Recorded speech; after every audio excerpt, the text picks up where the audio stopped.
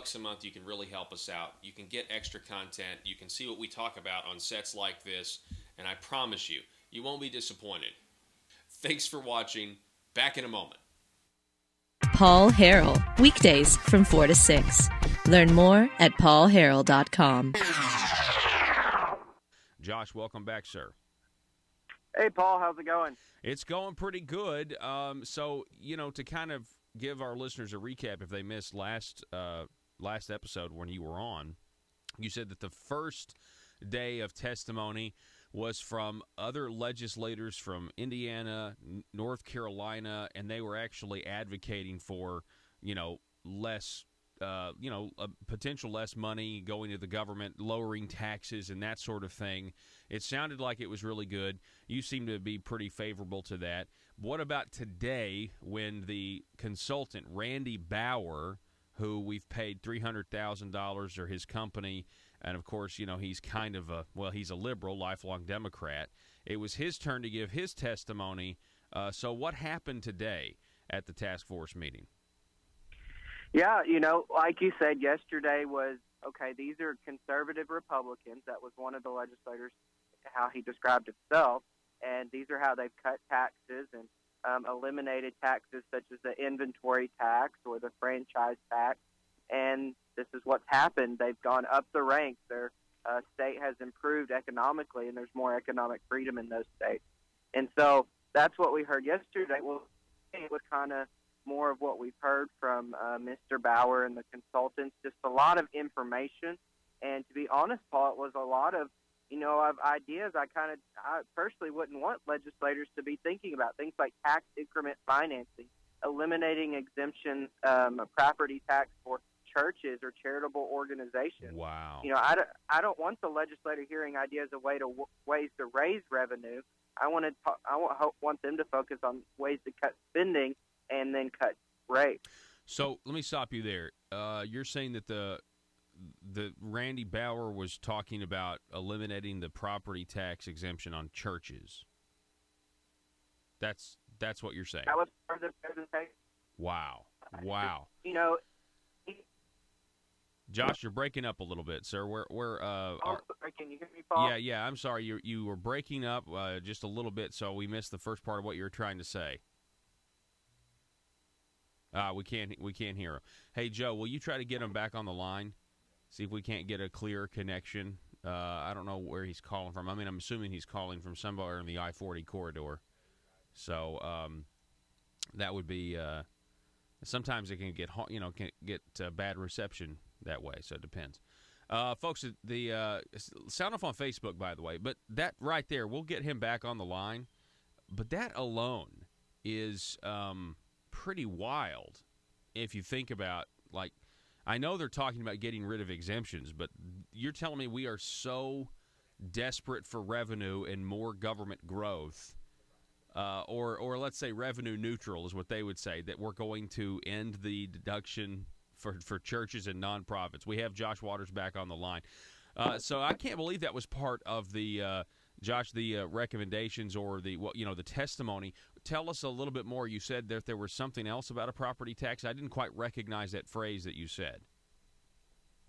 Yeah, so there was this. It was kind of brief, and most people probably wouldn't have recognized it, but it was tax increment financing, and that initially really grabbed my attention. I'm like, tax increment financing. I think I've read about this. I may have even written about this, and so I immediately went to conduitforcommerce.org, and if you go there under the crony capitalism tab, the introductory paragraphs talk about tax increment financing as a tool to promote crony capitalism. Essentially, it's rebates or total exemptions on property taxes, those kind of a thing, for these special districts. So you get recognized as a district, and you get these rebates or credits or however they structure it. And then a lot of times they can turn around and sell the tax credits to their other business or offset taxes they owe other places. And there's just been, a lot of examples of very egregious abuse of this, and whether or not they produce economic development is a whole other question. But that type of crony capitalism, I just hope our state doesn't look to that as a model to pursue. Yeah, that was interesting. I also know tax increment financing, this idea. The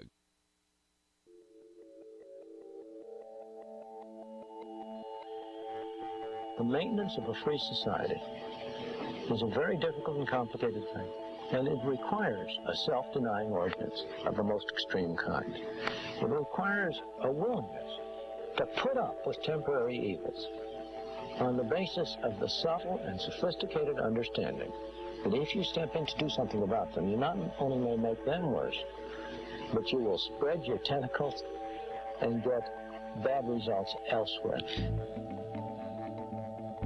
I think it's time we ask ourselves if we still know the freedoms that were intended for us by the Founding Fathers. If we lose freedom here, there's no place to escape to. This is the last stand on earth. Whether we believe in our capacity for self-government or whether we abandon the American Revolution and confess that a little intellectual elite in a far distant capital can plan our lives for us better than we can plan them ourselves. You're listening to the Paul Harrell Program, brought to you by Conduit Media Group. All right, ladies and gentlemen, welcome to the program today. Thank you so much for being with us. My name is Paul. You have found the intersection of conservative ideas and reality where we are building a liberty machine. And if you want to contribute to the program, one of the ways you can do that is to text us today, the number 870-275-9799. We're also broadcasting on Facebook Live as well as YouTube. Feel free on the Facebook Live, sound off in the comments. Again, or text us, 870-275-9799. Wow. So the biggest news today to talk about has got to be concerning a man by the name of Jared Henderson. Have you heard about him? Jared Henderson, according to Roby Brock and several other sources, but I like Roby's piece over at TalkBusiness.net the best, especially. Well, maybe I'm actually broadcasting from the road today. I'm broadcasting out of Washington County, so I don't really have all of my audio tools necessary. But the interview that Jared Henderson did with Roby Brock is interesting in and of itself. We're not going to get to the actual audio today, but we might get to tomorrow or later in the week. I will be back in studio tomorrow. Then I'm going to be in Mountain Home on Thursday, so kind of making the rounds. Merry Christmas to everybody out there, by the way. But Jared Henderson has announced that he will run as the Democratic candidate for governor. So the Democrats have now chosen the person that is going to challenge Asa Hutchinson or potentially Jan Morgan if she wins in a Republican primary, if she does, in fact, announce and move from the exploratory phase into an actual candidacy. This is interesting. This is a stretch. But, I mean, the first line of this piece, Arkansas Democrats received an early Christmas present. Really?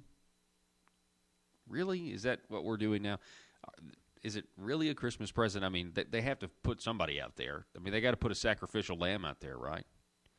What's really interesting, though, about Mr. Jared Henderson is that he takes a lot of the same positions as Asa Hutchinson, which is, I don't know, just confirms everything we say about how Asa is the best Democrat governor we've ever had. Or at least for the Democratic motives, I mean, what they want, which is essentially to put all of our money into one big pile and divide it up equally and to continue to, incrementally get to that point. It's great. I mean, anyway, so Jared Henderson, he's 39 years old, and he is a former executive director for Teach for America's Arkansas region. Teach for America. So you'd think being a Democrat, being in an executive director of an education group, right, that he would have some ideas about education, right? I mean, you would think that. If you scroll down here in this piece, again over at talkbusiness.net, it says Henderson spent 6 years with Teach for America, a national nonprofit, was responsible for more than 1,500 teachers and 150 employees, according to his biography. But let's get to his positions here. Henderson said the teaching profession must be restored. Quote, I think that if we're going to build a great education system, we need to make Arkansas, in a decade, one of the best places in the country to be a teacher. If we do that, we will have a great system. If we don't, everything else will be tinkering on the margins. This interview was concerning, let's see, according again to TalkBusiness.net, Roby Brock interviewed Mr. Henderson about education, jobs, economy, health care, abortion, gun rights, and the death penalty. It says that Henderson here wants to stimulate wage growth and entrepreneurship. Quote, I'm glad to see our unemployment rate so low, but wages are so incredibly low and growth is minimal at best, and that is one thing that we need to focus on strongly. I wonder, did it say minimum wage? I wonder what he thinks about the minimum wage. There are people in Dumas right now, in Blytheville, in Helena, you name it, that have the work ethic, the initiative, and the passion to figure out what to do with a vacant storefront on Main Street. What they don't have are the technical know-how. Oftentimes the relationships in the capital. We can do something about that. I wonder how. With the government, of course. Which there's really not much difference in that position than Governor Asa Hutchinson's position. But this is the best part. You ready for this? On health care. The candidate for the Democratic Party for governor of the state of Arkansas, Jared Henderson, said this, quote, I think that the direction we're taking on Arkansas Works, I largely agree with, and I'm happy to give credit where credit's due on that front, meaning give credit to Asa. He went on, I think that the most important thing in healthcare right now that's not being talked about is the cost of insurance premiums. I mean, that's funny, right? We're all talking about it. I mean, after ACE's insurance commissioner gave permission to Blue Cross Blue Shield to raise everybody's premiums by 19, 20, 21%. I mean, I'm talking about it. I mean, you guys have felt it. You're talking about it, right? That's funny to me.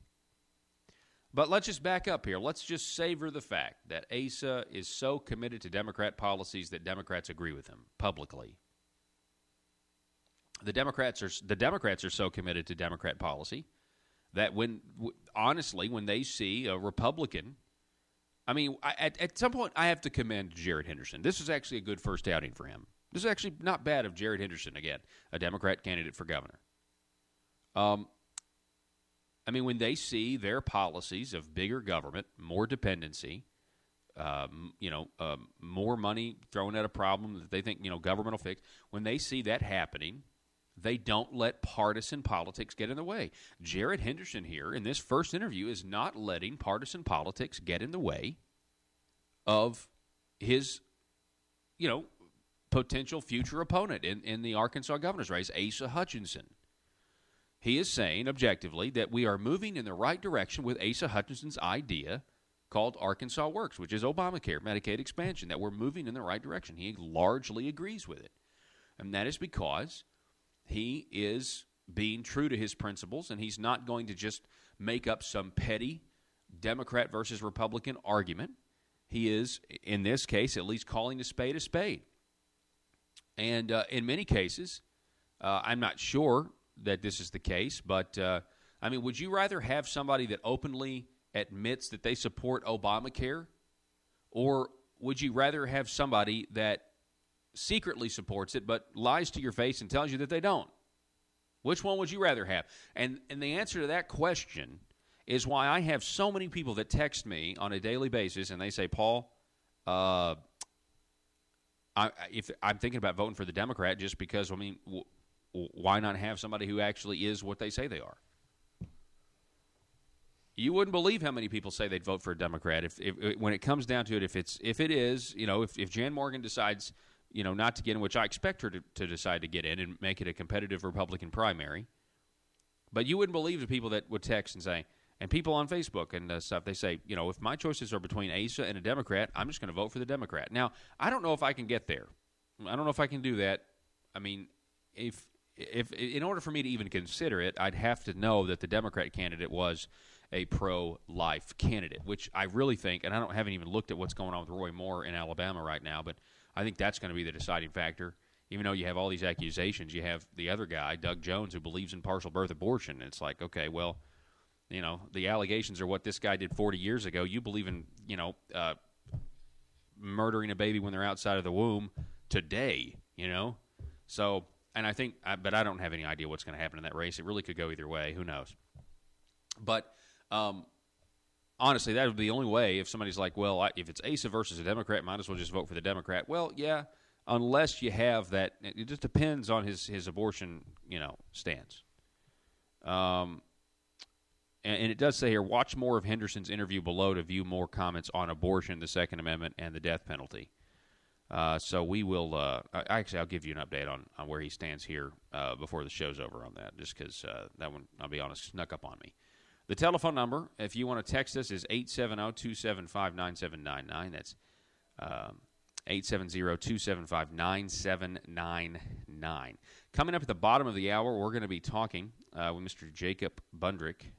We always love talking to him from the Arkansas Center for Research and Economics. Jacob Bundrick, who is a policy analyst. And then we'll also be talking from the same organization, Arkansas Center for Research and Economics. Dr. Tom Snyder will be with us. And what we're going to be talking about is this new paper that has come out concerning the governor's quick action closing fund. Now, many of you may not know what this is. This is just a fund where the governor, it's a slush fund, the governor gets to dole out in the name of economic development. He gets to give, your taxpayer dollars to private companies. Now, most of the time, the way this works economically, and I've said this for a long time, okay, most of the time this works by just getting all of the credit by showing up to some press conference somewhere, getting the media to report that you're going to give this money to somebody and you're going to get, a Taekwondo dojo, which is what happened, like $700,000 or something. Asa gave to put a dojo in North Little Rock for the American Taekwondo Association. And you get all this stuff about how amazing things are going, and, there's really very little follow-up. I mean, that's basically what ends up happening, if we're honest about it. But so they've got this study, they got this paper out where they've done a study on the economic impact, okay, that the governor's quick action closing fund has. And so we're going to interview these guys and, talk about where it came from and how effective it really is. And their findings are actually shocking. And I just, this kind of research that the people down at the, Conway Center for Research and Economics at UCA, the stuff that they're doing is very difficult to argue with. And the only way a Republican, can continue to do what they do in the name of this fallacy they call economic development is really just to ignore the Arkansas Center for Research and Economics and their great research. I would hope that that's not the case. I would hope that it's not ignored. But this research is at direct odds with everything that the Arkansas Economic Development Commission does and exists for, which is to pick winners and losers and to try to think that government creates jobs and that they're the arbiters of economic prosperity, and they're just not. It's hogwash. It's absolutely ridiculous. So we're going to have them on. Then at the top of the hour, I'm really pleased to get to talk to Mr. Mark Moore again, and he is in the middle of a hearing, or there was a hearing today, and it had to do with challenging this idea of ballot access, right? So the only people that have ballot access are Republicans and Democrats, and you have to have somebody on the ballot each year to maintain that access because you have to get a certain percentage of the vote. Libertarians haven't quite gotten that percentage of the vote yet to where libertarians are automatically on the ballot every year. They always have to get signatures to do it. Well, so that's a huge problem because it really prohibits you from running as an independent, much less a libertarian. I mean, if you just want to run as an independent, there are these big hurdles because you're not associated with one of the big parties, the big two parties. So we're going to be talking with him about that coming up at 5 o'clock because that's fascinating to me. The telephone number, 870-275-9799. I'd like for you to text us at that number. Sound off on Facebook. You're listening to the Paul Harrell program brought to you by Conduit Media, and we will be right back in just a moment.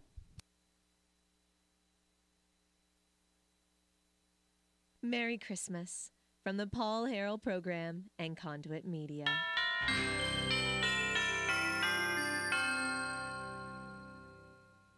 If you're like me, you believe that small business is the heart of Arkansas's economic engine, and it should be viewed that way by the politicians in Little Rock. Conduit for Commerce also believes, like you and I believe, policies that achieve less regulation and lower taxation help small business in Arkansas thrive. Other policies like small, constitutionally consistent government and reducing citizen dependency on government keeps it from growing and expanding its influence on our daily lives. Conduit for Commerce works every day to educate the general public and legislators on these important priorities in the name of Arkansas small business.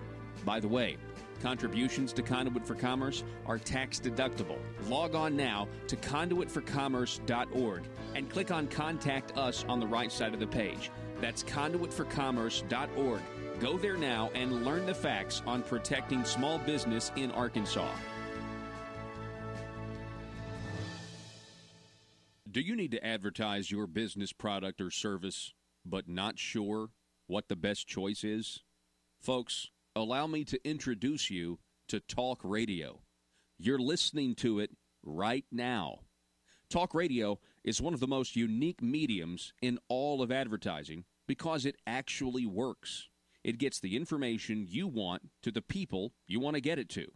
And by the way, those people are educated, well-informed decision makers of their household, and most of them have disposable income. If this is a target audience for your business, then you have to consider advertising on my show, The Paul Harrell Program. We have options for most any budget and can provide you with exciting opportunities to grow your business. We can put your message across the state, or we can help you locally. Call 870-275-9755 if you have any questions. That's 870-275-9755, or visit my website, paulharrell.com, and click on Advertise. Who's next to Zipline? Me, and I'm really excited about this. Sir, I'm sorry. The Zipline has a 350-pound weight limit, and frankly, I do not think it would be safe for you. Oh, that's okay. I self-identify as 180 pounds, so it's cool. Sir, that doesn't make any sense to me, and I'm afraid we can't let you ride the Zipline. You're too heavy. I'm sorry. I can't believe this. I thought we had evolved as a society. I thought this was America, but I guess this is just my plight. First slavery, and now fat shaming. Sir, again, I'm really sorry. You listen to me. If you don't let me ride, not only will I sue this company for discrimination, I will sue you for damages because right now my feelings are so hurt and I feel embarrassed because I'm holding up the line. Wouldn't be the first time. Watch it, mister. Look, okay, I'm sorry. I just don't think it would be safe for you. You don't understand. I self-identify as skinny. So you have to let me ride the zip line. The Constitution says so. I get to define my own reality. Okay, fine, whatever. Ride the zip line. Mike, let this man ride the zip line. Thank you. Now watch as my self-identity trumps your bigotry. See you on the other side, racist. Here I go!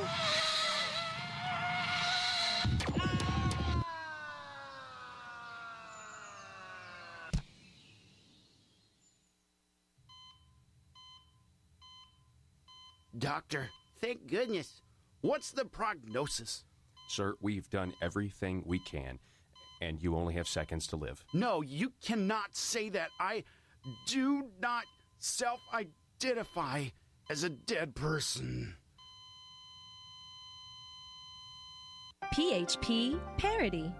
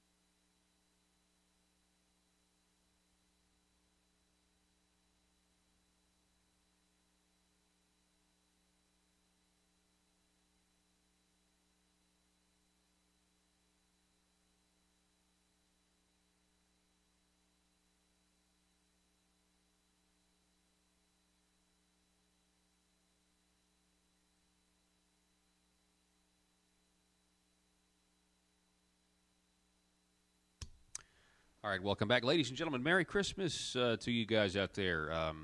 It is the 12th, okay, so we're one day closer. Don't procrastinate. Merry Christmas to everybody out there. For today, we don't have any of our segments, What Does Christmas Mean to You today, but we'll resume with some of those tomorrow, and I know I've got at least one scheduled on Friday, so bear with me on that.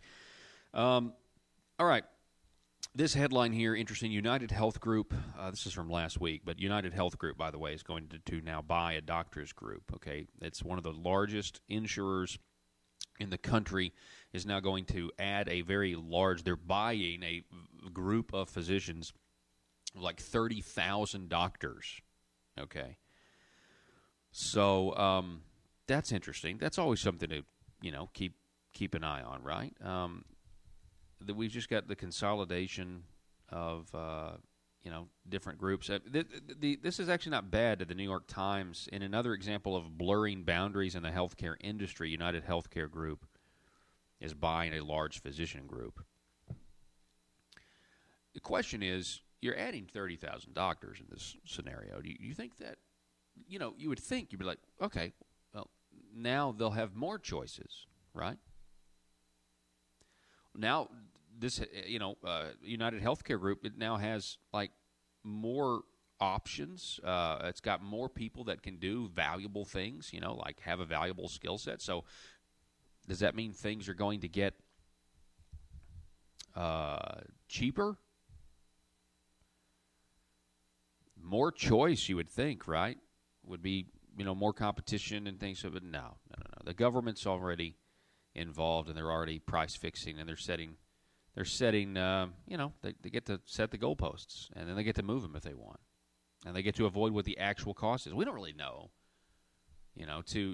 Jared Henderson, this guy who's announced to be a Democrat candidate for governor, who agrees with Asa Hutchinson on Arkansas Works, says that Asa's, he agrees with Asa. He thinks that Arkansas Works is good.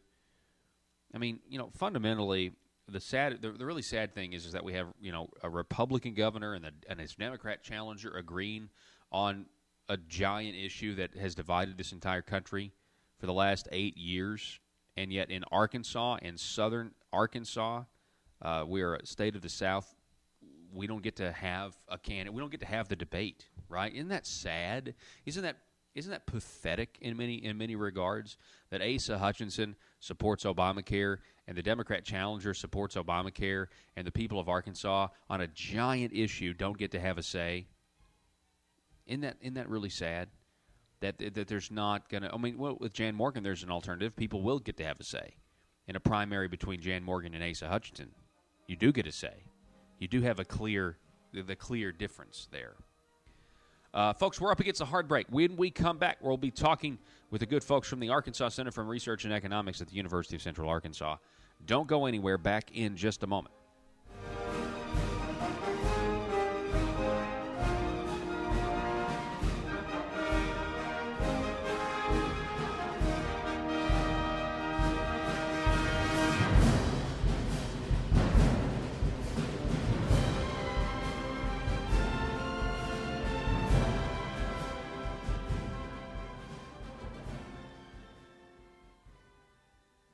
Welcome those of you watching at paulharrell.com, Facebook Live, or our YouTube page, The Paul Harrell Program.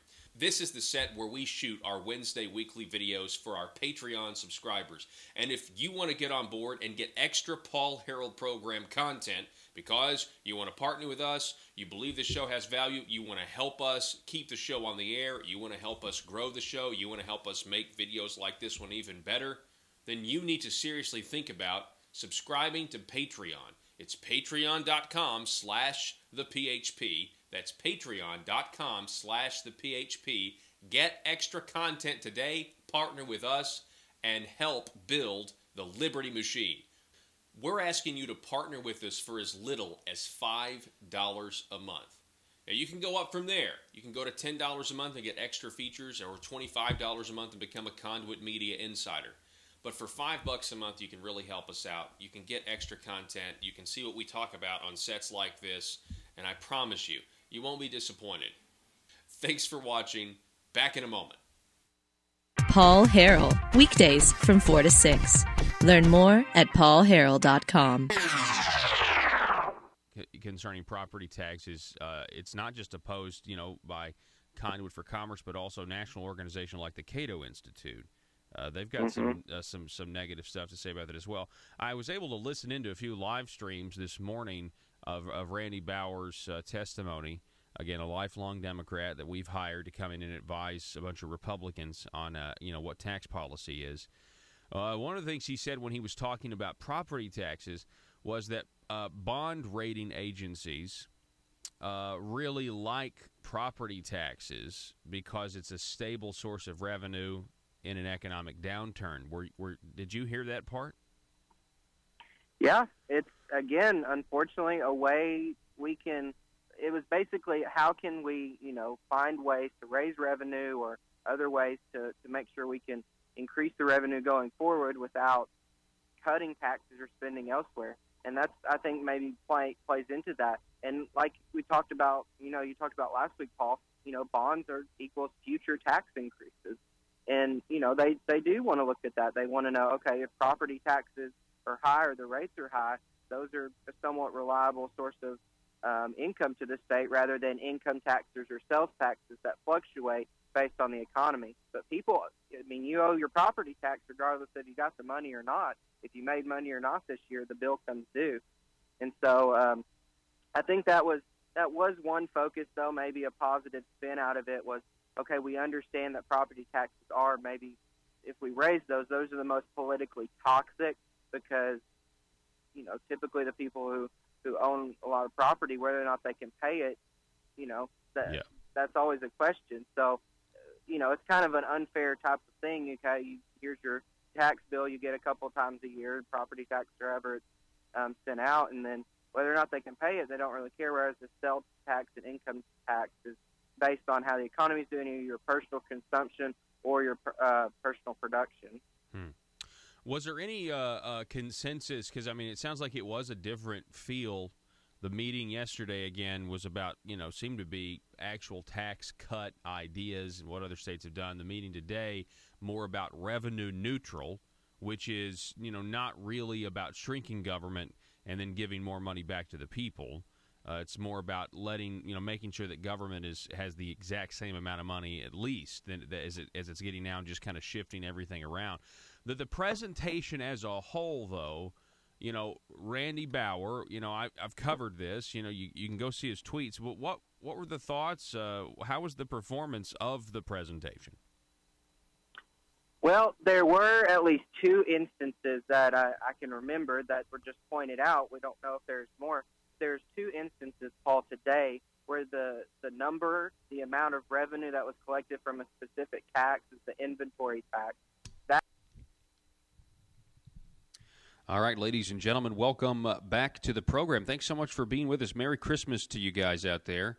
I want to now transition. I want to welcome back to the program. We've got Mr. Jacob Bundrick, a policy analyst with the Arkansas Center for Research and Economics, and Dr. Thomas Snyder, associate professor of economics at the UCA and the Arkansas Center for Research and Economics. Guys, welcome back to the program. Thanks for having us on, Paul. Hey, thanks for having us. Yeah, absolutely. So you guys have a new paper out on the Quick Action Closing Fund. Can you guys just kind of tell us what is the Quick Action Closing Fund the way you see it? Yeah, so the Quick Action Closing Fund is a targeted economic development incentive program. More technically speaking, it's what's known as a deal closing fund.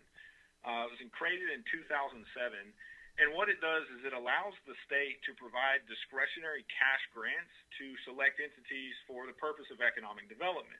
All right, so these are subsidies that are given out to businesses or local economic development agencies, other public institutions, things like that, for the purpose of attracting and retaining business within the state. These subsidies are approved by the governor and reviewed by the Legislative Council. So that means that they're primarily awarded to businesses at the discretion of the governor.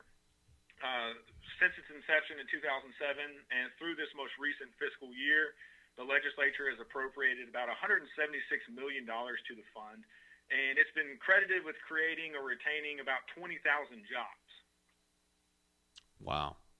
Credited, you say creating or retaining with 20,000 jobs? Yeah, that's as of the most recent annual report of the fund. The AEDC is required every year to produce a report and submit it, and they said that these subsidies have been responsible for creating or retaining about 20,000 jobs. Since 2007?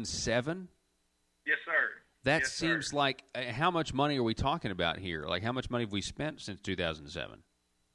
Well, the distribution amount that's calculated in it changes because there's clawback agreements. In our paper, which goes through fiscal year or calendar year 2015, there was about $102 million distributed to individual businesses. That excludes about $13 million that was given to the Arkansas Development Finance Authority for the Arkansas Venture Capital Program. But obviously, there's been some more subsidies handed out since then. But the figure that we have in our paper is about $102 million. Wow! And that's adjusted for inflation. Since 2007, and Yes, with 20,000 jobs distributed over that 10-year period. Wow. Okay, so what are some possible effects of the program on job creation? I mean, that doesn't sound like a very good ratio to me.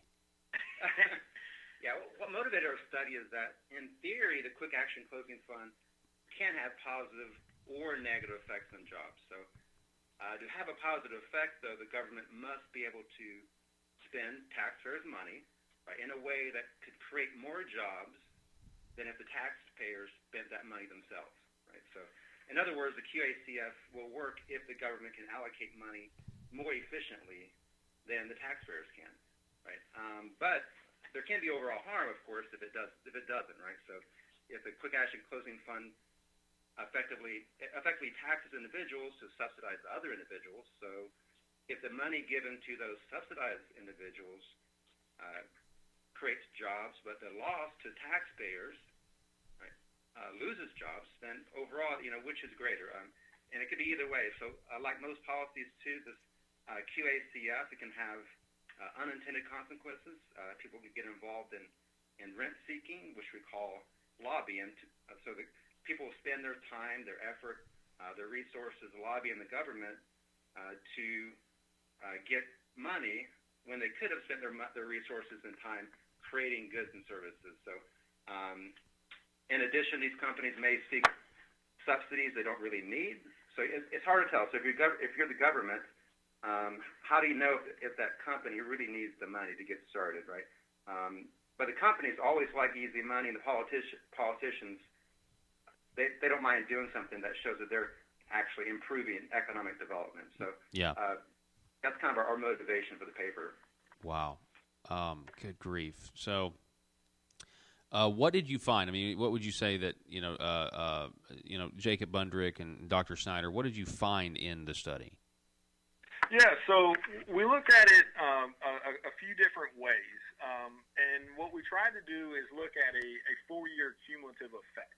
These subsidies. So what happens, you hand subsidies out, what happens in a 4-year period after that, right? And the reason for that is because these subsidies, whether they have a positive effect or a negative effect, it's probably going to take time to develop, right? And then we wanted to look at the effect at the county level, right, to get a broader perspective. If you give a company a subsidy, to some degree you expect that company to be better off themselves, right? It's just like if you gave me $100,000, my personal finances are going to be better off, right? Mm-hmm. So looking at the county level, we see some the broader effect on the economy. We can pick up some of these either multiplier effects, as the economic development world likes to call them, or these unintended consequences.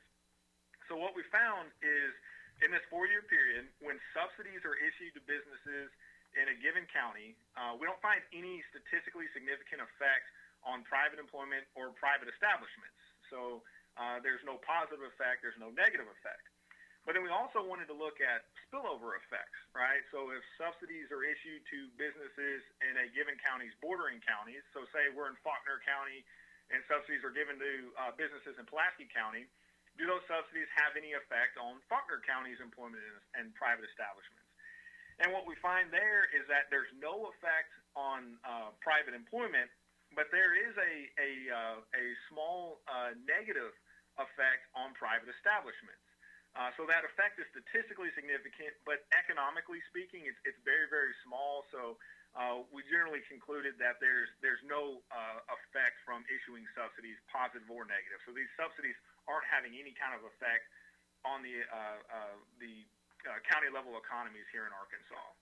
I mean, that goes directly against like the modern thought from like what's accepted in politics in Arkansas today from these public officials. This goes directly against that.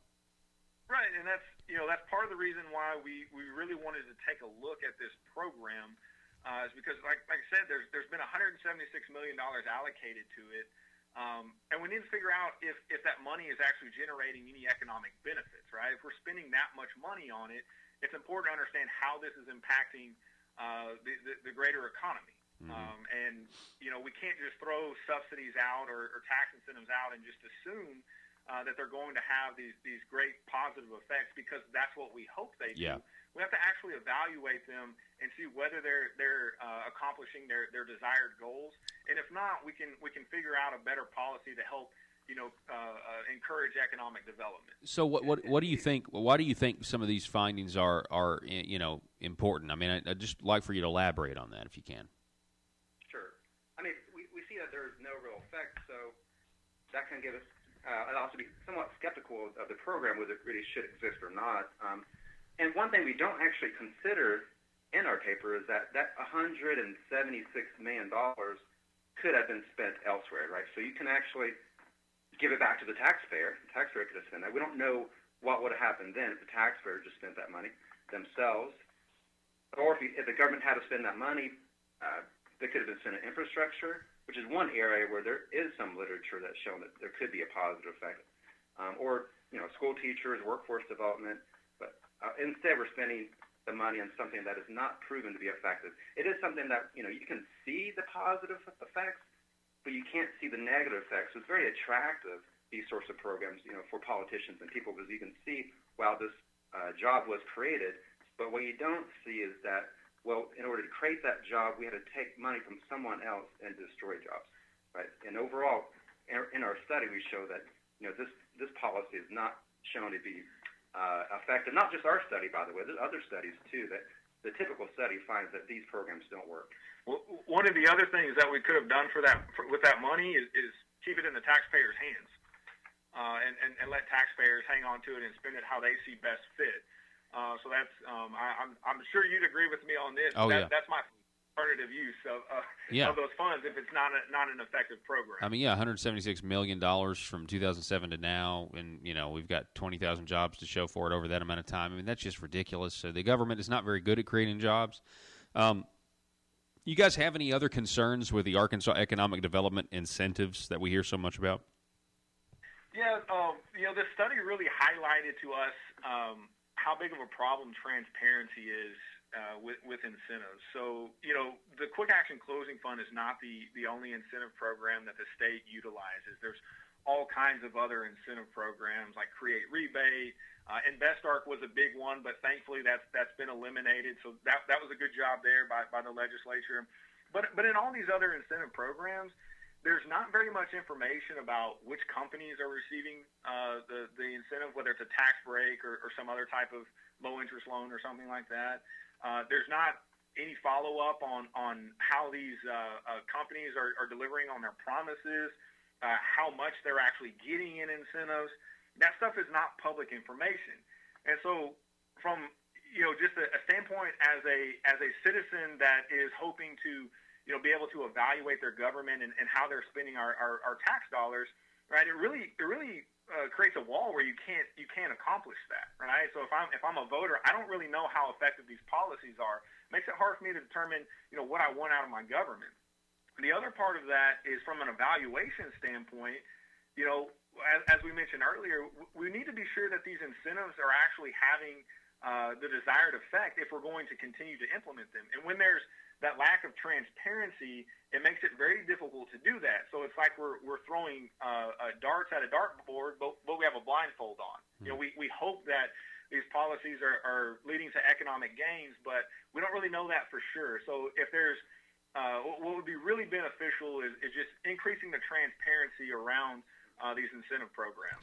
Yeah, and that's an issue because the government a lot of times doesn't do a good job of policing itself, and in this case, it would go against a lot of interests. It goes, to report that your, economic development program was a failure, or didn't do what it said. That takes credit away from the politician, and that also means that maybe some of these, resources that are going to corporations, corporate welfare may dry up if people decide to go a different direction. So, I agree with what you're saying 100%. We do need to know whether or not these things work. I think your paper here, I think it's, suggesting that it doesn't work. We're not getting the most bang for our buck.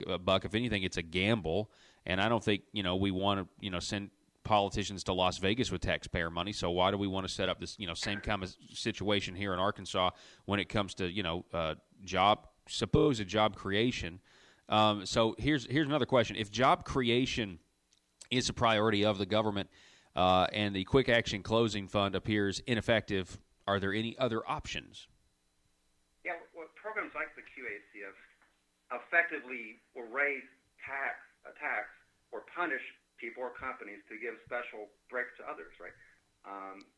Instead of doing that, we can engage in a more comprehensive tax reform to simplify the code or broaden the base and lower the rates. Right? We're trying to attract businesses here, but instead of having special breaks for others and raising taxes on other people, why don't we just have lower rates overall, right? So most economists suggest doing that. In fact, we have a tax book on our website, uca.edu/ACRE, where Dr. Jeremy Horpedon and others have a detailed strategy for tax reform. And something we can do that is free, in fact, it's less than free, we actually could gain money from this, is reduce occupational licensing burdens to eliminate artificial barriers to employment. So as we know, Arkansas has one of the most burdensome licensing requirements in all of the U.S. So according to the Institute for Justice, we rank third in the nation. So we're thinking about how to create jobs instead of having $176 million to spend on people. We can just do it for free by cutting some regulations. Yeah, gosh, yeah, I completely agree with that. Those are really common sense things. Broaden the base, tax reform, cut our taxes, maybe even send less money to the government. I'm not a fan of this revenue neutral stuff. But then the occupational licensing. I mean, if we're talking about what the government can do is to stop regulating so much, and we do rank so poorly with occupational licensing. So those are some really, really strong and great points, and I certainly appreciate it. Can you guys give us the website? Again, Jacob Bundrick, policy analyst with ACRE, and Dr. Thomas Snyder. We appreciate you guys so much for coming on the program. Go ahead and give us the website for ACRE one more time so folks can go check this information out for themselves. Sure. It's uca.edu/ACRE. So uca.edu/ACRE. All right. You can find lots of research on there on some important economic policy issues here in the state. So. All right. Well, I appreciate it, guys. You guys have a Merry Christmas, and keep up the good work. Yeah, Merry Christmas. Thank you. All right. All righty. Folks, I just want to remind you that great segments like that one are brought to you by the great folks at Conduit for Commerce. You can go over there right now and check it out, conduitforcommerce.org. They are putting Arkansas small business first, and they have a ton of policies that are, very productive in terms of protecting the Arkansas small business owner. And the type of stuff that you just heard Jacob Bundrick and Dr. Tom Snyder talk about, right? Those are the similar policies and everything else. And so, I mean, anytime ACRE comes on the program, it's always a pleasure. And so I'd like to thank Conduit for Commerce for enabling a segment like this to take place. And so you can find more out at conduitforcommerce.org. Folks, we're going to take a break. Merry Christmas to you. Coming up at the top of the hour, we'll be talking again with Mr. Mark Moore. He's going to have some election ballot access news about hearing, about, potentially kind of trying to undo this stranglehold that the two-party system has on us right now. We'll have more at 5. Don't go anywhere. Back in just a moment. Merry Christmas. from the Paul Harrell Program and Conduit Media.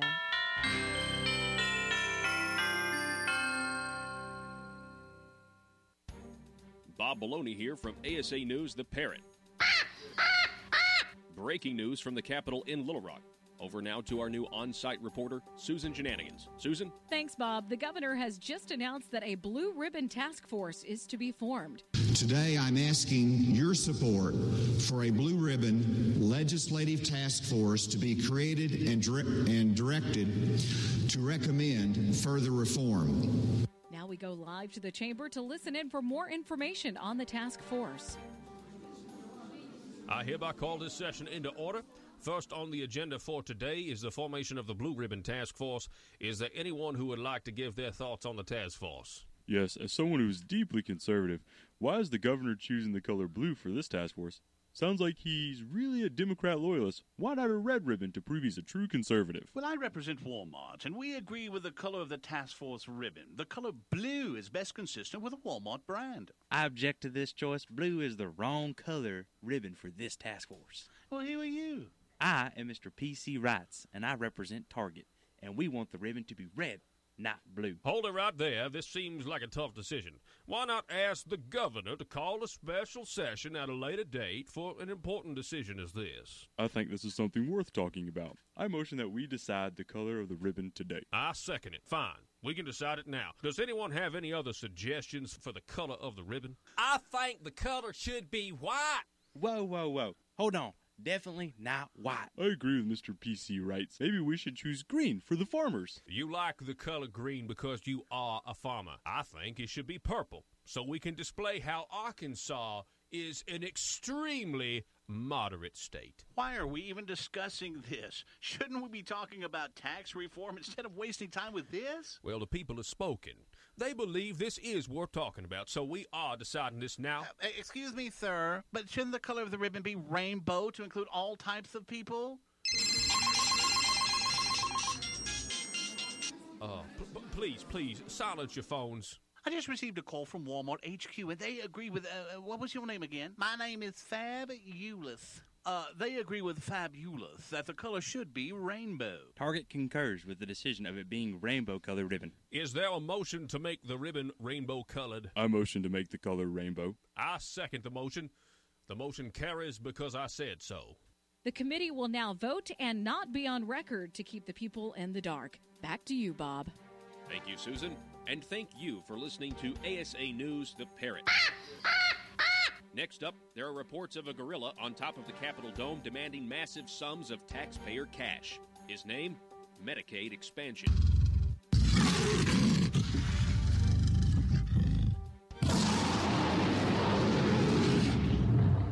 PHP Parody.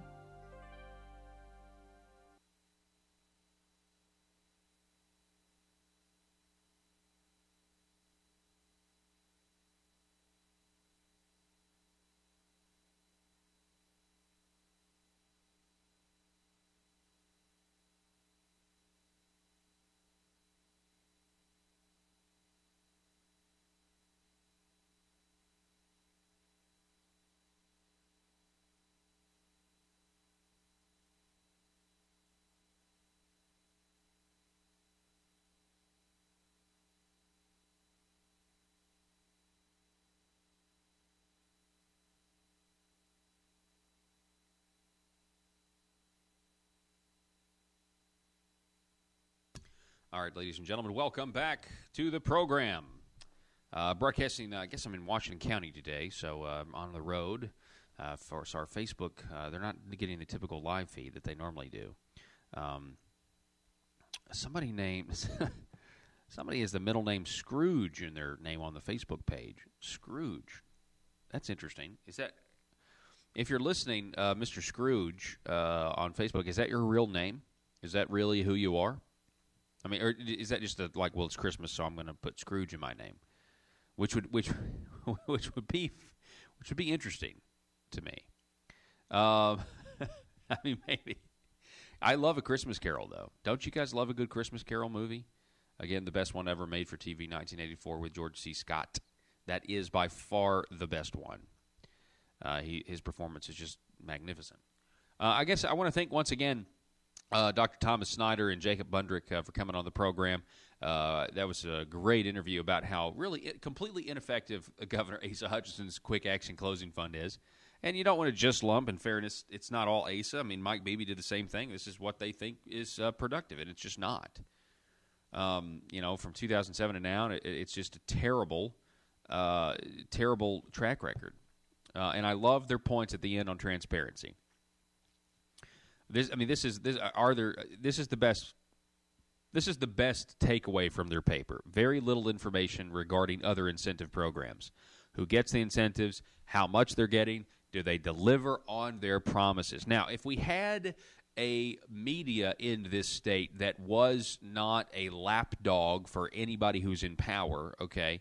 If we had a media that, wasn't concentrated so much so, like, I need to get my Capitol interview, so, we're going to put all of our TV stations right at the Capitol, and we're going to have these amazing relationships with legislators, and we don't want to ask them any difficult questions because we don't. And if that mentality would diminish a little bit, maybe you would have the media pressing in because, honestly, speaking truth to power requires that you call politicians on their rhetoric. And when it comes to taking taxpayer money and giving it to private corporations in the name of job creation, the journalists actively court and are happy to be used to put the headline in the paper the next day that says Asa Hutchinson announces that he gives X amount of dollars to this Chinese company and it's going to create 200 jobs in this county. And then that's all you hear. And people get the wrong impression because a lot of times those jobs never actually materialize. They have according to this study, we're not looking at positive economic effects in counties or the surrounding counties. So fascinating. Great work by the good folks at the Center for Research and Economics. 100%. Okay. Let's see. What else do we have here? Oh, yeah. Mark Moore coming up here at 5 o'clock. You don't want to miss that. Also, follow me on Twitter at Paul Harrell 1776. That's at Paul Harrell 1776. If you would like any more, just Arkansas politics is, can be confusing. Information is not necessarily abundant. And, we need more conservatives on Twitter. That's what I would just say. Got to have those more conservatives on Twitter. Because the liberals, even big government Republicans, there's like a bubble, and they need to know that you're out there and you're willing to, speak the truth. So it's at Paul Harrell 1776. Okay, folks, that is all the time that we have for this first hour. But we have one more hour coming your way next. Don't go anywhere. Back in just a moment.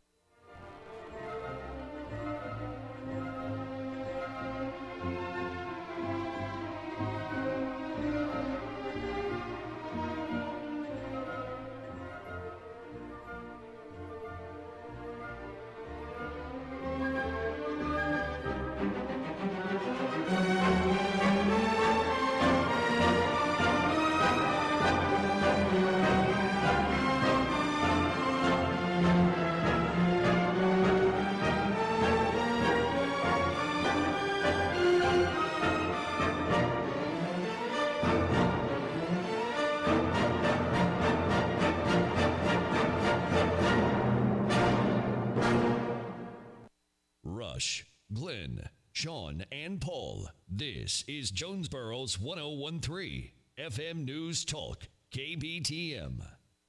Welcome those of you watching at paulharrell.com, Facebook Live, or our YouTube page, The Paul Harrell Program. This is the set where we shoot our Wednesday weekly videos for our Patreon subscribers. And if you want to get on board and get extra Paul Harrell Program content because you want to partner with us, you believe the show has value, you want to help us keep the show on the air, you want to help us grow the show, you want to help us make videos like this one even better, then you need to seriously think about subscribing to Patreon. It's patreon.com/thephp. That's patreon.com/thephp. Get extra content today, partner with us, and help build the Liberty Machine. We're asking you to partner with us for as little as $5 a month. Now, you can go up from there. You can go to $10 a month and get extra features, or $25 a month and become a Conduit Media Insider. But for $5 a month, you can really help us out. You can get extra content. You can see what we talk about on sets like this, and I promise you, you won't be disappointed. Thanks for watching. Back in a moment. Paul Harrell, weekdays from 4 to 6. Learn more at paulharrell.com. That was actually corrected by a presenter later on. And then a specific amendment that was referenced in one of the slides on the presentation was also corrected. I think that was kind of a basic amendment on property tax generally, about the millage rate and stuff.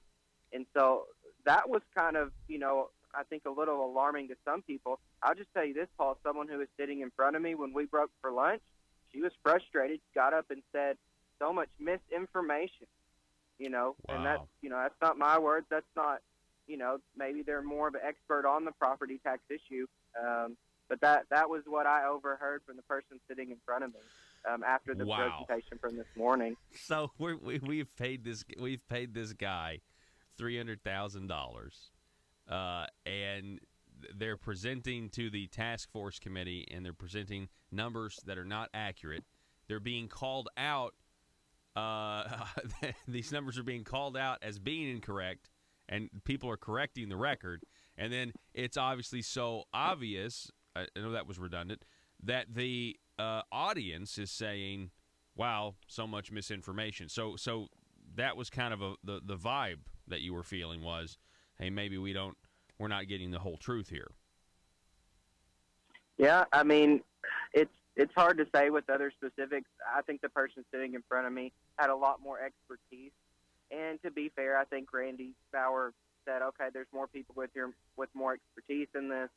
But, at the end of the day, like you said, if we're paying someone $300,000, I hope they're either finding the experts to bring in as part of that contract or something. But one positive thing, Paul, I think today that maybe we can focus on was actually recommendations from Conduit for Commerce about eliminating the franchise tax and eliminating the inventory tax. There is actually discussion on that, and if we eliminated that, how much would that cost? So, I'd like to hear more of that going forward, ways we can eliminate taxes. And I think Representative Jeff Williams actually sent out a tweet or Facebook post today about, yes, we do need to eliminate these. So wow, you mean that was one positive thing coming. The corporate tax, you're saying, they talked about eliminating it. So, the corporate franchise tax. Okay. So a business in Arkansas, for the benefit of doing business in Arkansas, for LLCs, it's $150 they have to send into the state every year just for simply existing. And then the inventory tax is a property tax on the inventory of a business. So when you think of Amazon or Walmart, these large companies with these distribution centers, they're never going to, or I would doubt they would ever want to be located in a state with high inventory taxes. And it's kind of a double taxation kind of thing too as well. So those were two taxes that Conduit for Commerce has specifically said we should eliminate to be more competitive, have more job growth, economic growth. And so I hope the task force focuses on that and ways we can eliminate that going forward. Yeah, absolutely. That's, it's good that you're there on the ground, and you can kind of see what would be a positive idea, what would be a negative idea. And so overall, you've now been to 2 days of meetings. Again, the recommendation, a preliminary recommendation, is supposed to be out by the end of this month.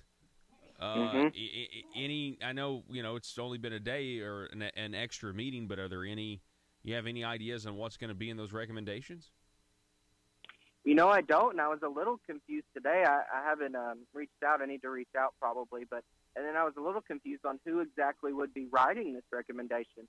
Would it be the chairman? Would it be the task force collaboratively? Would it be the tax consultant? I think that was a little unclear leaving today. I don't know if that's been discussed, but hopefully we can get some clarification and get back to you on that, Paul. I hope it's not the consultant. I mean, if it's the consultant, he's just going to write. They're going to write whatever they're told to write because they're being paid to write it. So anyway, that's fascinating. Yeah. So we will see. They have a few more weeks. Josh Waters from Political Strategies. We appreciate it, sir. As always, be safe on your travels, and Merry Christmas to you. All right. Thanks, Paul. Merry Christmas. All righty, folks. Paul Harrell, weekdays from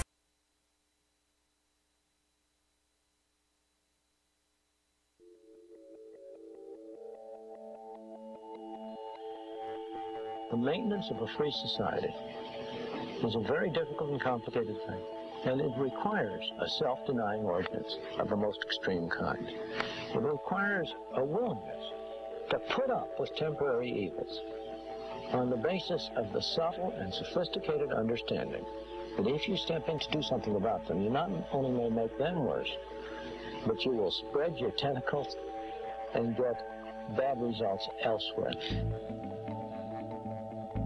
I think it's time we ask ourselves if we still know the freedoms that were intended for us by the Founding Fathers.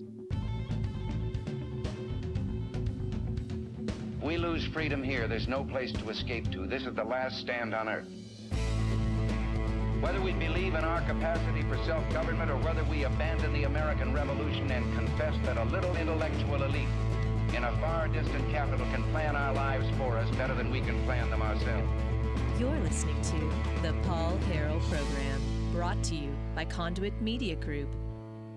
All right, ladies and gentlemen, welcome to the program, back to the program. Hour number 2. Thanks so much for being with us. You have found the intersection of conservative ideas and reality. We're building a liberty machine. Thank you so much for being with us. Feel free to text us today. I'm on the road, but text us at 870-275-9799, as well as sound off on Facebook Live because we are still broadcasting there. Hey, welcome back to the program from arneighbors.org. We have Mr. Mark Moores with us. Mark, welcome. Thank you, Paul. How are you doing? Man, I am doing fantastic, and I hope that you're doing well. You looking forward to a good Christmas? I am, and I am doing very well for a guy who spent most of the day in federal court fighting for a right that most of your listeners may not even know yet that they want to exercise, but I believe they will. I think they will, too. So tell us about this. This has to do, you're challenging essentially the current status quo when it comes to ballot access for the average Arkansan or American. That's correct. I and my friends at Neighbors, we are of this philosophy where people may want to go outside. They may realize what is, and that's that both of these D.C.-controlled parties are corrupt, and we keep throwing good men and women into a corrupt system, and they either get broken on the rocks or it gets to them. And I really think, like Bernie Madoff. You remember who Bernie Madoff was? Yeah, absolutely. Ponzi scheme. Most of Bernie Madoff's clients, 2 months before they found out they were never getting their money back, Bernie Madoff's clients thought he was a great guy. And I think that's where a lot of Americans are with regards to whatever party they think they back, because we've got politicians, they're buying fake prosperity with $20 trillion in debt, and we haven't decided yet who's going to get stuck with that tab. And until we do, it seems like, oh, things are going okay. But once we realize the money is gone, I'm looking for a Madoff moment, and at that point, people are going to wish they had other options. But by the time they realize that, see, the door was closing, Paul. They were losing their options. What happened was we ran a bunch of people for office as independents for the legislature 1 year, and the legislature responded by moving the date in which we had to submit our petitions way up to March 1st, just like they had done 3 times before. Mm-hmm. And 3 times before, the courts told them, you cannot do that. It's unconstitutional to have the establishment party guys sort of be a protected status where if you're a Republican or a Democrat, you can wait till the very last minute. You can wait till the last day of filing period to decide whether you want to run and then, see the lay of the landscape and see how it goes. But if you're an independent, you've got to go out there in the dead of winter and you've got to collect petition signatures and you've got to turn them in on the day you file. So you already had to do 2 or 3 months of work early. Mm-hmm. And so, it was unequal treatment under the law, and you can't do that unless it's a necessity. If it's something the state finds unavoidable, then you can't ever treat people exactly the same, but you treat them the same as much as you can. You don't make a process unfair. You can't be obvious. I mean, it's obvious at this point things are not equitable. Yes, yeah, it is obvious to everybody except for the Deputy Secretary of State who, Paul, I mean, he wanted to re-argue every legal point since the Code of Hammurabi. I mean, it was crazy where like Okay, it's a very common tactic. The authority is doing something they shouldn't be doing. A normal citizen complains about it, like me, and they say, well, you don't have standing.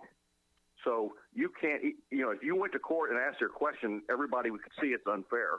But we're going to say you don't have the authority to ask the question. Hang on, Mark, let me stop you for a second. That is so consistent with their mentality on this whole issue of, well, if you're not a Republican or Democrat, you're not going to have ballot access. And so if you're just an ordinary person, you can't run. And if you're just an ordinary person that wants to sue, you don't have standing. I mean, that's a thread of consistency that is very oppressive. But it was. But I got to give credit to the courts, because it wasn't the courts. It was Mr. Kelly. It was the Deputy Secretary of State, because this Judge Moody, had already ruled that I do have standing, and so we appealed, and as part of the appeal, he challenged my standing again and said, no, Judge Moody got it wrong. Circuit Court, Moore does not have standing, and the Circuit Court's like, yeah, he does, and so he appealed it to the Supreme Court. Paul, this is fighting to the last taxpayer dollar the Republicans and Democrats' privileged position on the ballot, to keep it, other voices, when people are getting discontent, keep them off and make it harder for them. And the number of independents filing has plummeted since this law passed, not surprisingly. So anyway, the Supreme Court refused to hear it, 9-0. The only reason it wasn't 10-0 because there's only 9 of them. 9-0, they turned him down. So what was he doing today? He was back in court arguing I didn't have standing again. And the judge was like, I don't want to hear that. And so he went through his deal, made his final statements, then called me up to the stand on a technicality to verify some notes I had written. And then once I was on the stand sworn in, he started asking me questions relating to my standing again. Wow. I mean, he was a fanatic. Wow. I know. So what's the result? Is this just like one day? Are there more days, or was there a conclusion to what happened? No. I mean, he wanted more days, but basically the Eighth Circuit said, look, we need to answer this question. Is it really a necessary burden?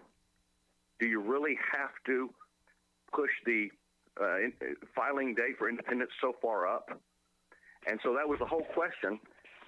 And our lawyer, we had several lawyers, but our lead attorney was Jim Linger, and he did a masterful job. And the young man from the state, see, the first time they did an affidavit from a guy. They didn't bring someone in person, and they had someone do an affidavit talking about what a terrible burden it was. And just, I think the tendency was to take the state at its word. Well, by now he should know you don't do that. But then he did. But they put an honest young man on the stand, and my lawyer guided him very expertly, where he basically admitted, no, we can get the job done. We'll get the job done. It's not a necessary burden because it's not necessary to move it up. We could do it even if they submitted the petitions at the time. They always have. So, I mean, you never know, Paul. You never know till the judge writes his decision. But I think that law is going to... The status quo right now is essentially you have to get these petitions in order to get on the ballot. Right. Whereas, because you're a Democrat or Republican and you got X percentage last time, you automatically are going to be on the ballot. There's going to be a candidate on the ballot. You just got to decide who that is. We don't have to get petitions. So there's already that, what I think some would consider to be unfair. And then on top of that, we have the new law that is saying, okay, you don't have as long to gather your signatures as you used to. That's what you're telling me. Or you have to decide well in advance. You can't say, let's say that I was a person, this is not me, but there's people like this. They're saying, I think I want to run for the legislature. Do I want to run as an independent, or do I want to run as a Republican? Let me think about it. Well, Paul, you can't think about it, because if you're running as independent, you should already be collecting signatures. And that's one of the things he tried to ask me today. Why aren't you already collecting signatures, if you're running as an independent? I'm like, I'm waiting for this judge's ruling. That's the whole point. The whole point is I'm saying I shouldn't have to be collecting signatures like days before Christmas. There's no need for that when the election's not for another year. And you don't even know who the Republican and Democratic candidates are until the primary runoff in June 17th or something. You know, it's just crazy to expect us to go around collecting signatures in the dead of winter. So, you know, and I will say this. You know, the thing I'm worried about is there is no deterrent. They've done this 3 times before where they say, you have the right to go around us. If you're fed up enough with us, you have the right to go around us. But if you try to exercise that right, they keep changing the law to make it harder and harder. So you see what I'm saying? It's an illusion. They're pretending to have it. But there's no deterrence. I'm afraid this judge, I think he's going to rule in our favor. He's going to say the law is unconstitutional. Then he's going to turn his back, and when he does, a few cycles later, they're going to do it again. But what I'm concerned about is there's no deterrent. And honestly, I mean, it's cost the state a lot of money, and it may cost them a lot more. And they're always fighting this thing. Really what they ought to do, if it's me and I'm a legislator making the law and I want to be fair about it, and I want to protect the interests of my constituent instead of my party, I do it the way they do it for judges. Do you know that judges do not have to collect signatures to get on the ballot during their period? They can pay a filing fee directly to the state, not to the party, but to the state, 6% of their annual income. And in Oklahoma, it's the same thing for independents. Independents, they don't have to worry. Like right now, I'm worried about maybe the objectivity of Mr. Kelly. If I submitted petitions, I don't. He's very good at finding little things and making a big deal out of them. You know, I'm worried that it would all be blown out of proportion, and I have to go back to court again. So the way to avoid all that is you just let independent candidates to the ballot, like you do judges. They can either submit petitions or they can pay a filing fee, 6% of the annual cost of their office. Yeah. Now, the parties are going to hate that because they want the money going to them. Right. But why should the taxpayers have to keep forking over money to protect the vested interests of the party when the state could be making money off of filing fees from independents? That's a really good point. That's a really good point. I hadn't even thought of that before. Wow. Yeah, Well, 6% of the cost of the office. Yeah, you know what? 6% of the cost of the office, those parties would want to raise their salaries again to make it even harder. Well, yeah, no, the parties will make it a lot higher than that because they want to keep out the Tea Party trash. Yeah. You see? Yeah, that's true. They just, if you need to be able to, you have to suck up to the big boys to get the donations to get on the ballot club. That helps keep the hoi polloi off the ballot. So I'm protecting a right that most people right now, they don't know yet that they're going to need, but we're going to have that Madoff moment, Paul. Everybody realizes that we have a two-party problem. We have a centralized power problem all the way to Washington, D.C., and they're going to wish they had other options.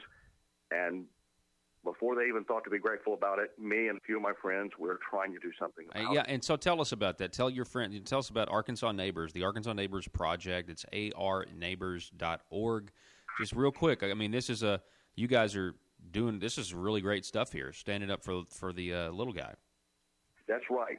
arneighbors.org is our website, and what our mission is we want to support candidates that are outside the two-party system, that are preferably locally driven. They will not owe any Washington, D.C.-based party. They would only owe the people in their district. And, I mean, shouldn't it always be that way? I mean, why do we need to vet our choice for state legislator or county judge through a D.C.-based organization? You know, I don't understand, like right now, we all know it's a problem. The legislature defers to the governor too much. They don't do what the people back home want. They have to check everything out with him because they're in the same party. And that's not what the founders set up. It's not what they intended. They went to a great deal of trouble to have divided government just so the two branches would check and balance each other. Yeah, and specifically with ASA and then having to check with ASA, I explored the possibility in the program last week that, you know, ASA in his career, it kind of makes him kind of a little bit deep state, in my opinion. There's no doubt about it. You know, he was working for the Department of Homeland Security, and he started a Department of Homeland Security in Arkansas, which sounds a little Big Brother to me. It's like, first of all, I don't even I don't even trust the name. I don't even trust what they're doing. And I don't like them. I don't like the surveillance state stuff that's going on. Yeah, of course. It's really not their business. It's not about. I don't think it's about keeping me safe. I think it's about. Let me go back to the theme I started with. When we have that Madoff moment, when we're looking at, we got $20 trillion in debt and a bunch of promises we can't keep. The money has most of it's been given away to the connected, and now we got to see who gets stuck with the tab. Yeah. They want a security apparatus to keep us from having a French Revolution. Well, Mark Moore, we're talking Mark Moore. Real quick, wrapping this up, Mark, where does the case go from here? It should end here. It should end here. He's going to have his ruling, and hopefully he will have it by January 1st or 2nd. And if that is the case, then people, and he rules in our favor and asks us for all the relief we've asked for, then people can decide all the way up to the date they file whether or not they want to run as an independent. And I encourage some of y'all to consider it. Come to arneighbors.org, check it out, ask around. We desperately need people that will run on their own name because they have a good name, because they're honored in the community, and not relying on this label and say, well, I'm just going to jump on this brand because this is the brand everybody likes. Well, in that case, the brand owns you.